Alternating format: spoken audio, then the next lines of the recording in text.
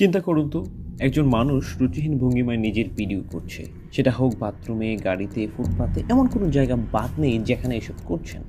আবার এই ভিডিও অনলাইনে আপলোড দেওয়ার পর অনেকেই তা দেখছে। কেন দেখছে কেউ জানে না।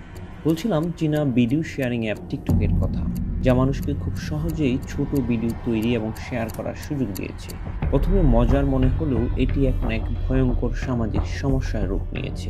অশ্লীলতা ছড়ানো এবং মানুষের মস্তিষ্ক বিকৃত করার মাধ্যমে অ্যাপটি বর্তমান সমাজ ব্যবস্থাকে ভুল পথে পরিচালিত করছে।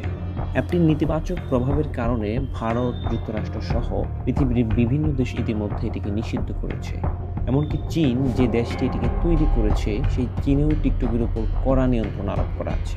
তবে বাংলাদেশে এখনও এটি ব্যবহার করা হচ্ছে এবং এর অপকারিতা দিনে দিনে বেড়েই চলছে। তাই টিকটকের মাধ্যমে ছড়িয়ে পড়া অপসংস্কৃতি এবং বিকৃত মস্তিষ্কের মানুষ তৈরি হওয়া রুখতে অ্যাপটি নিষিদ্ধ করা এখন সময়ের দাবি।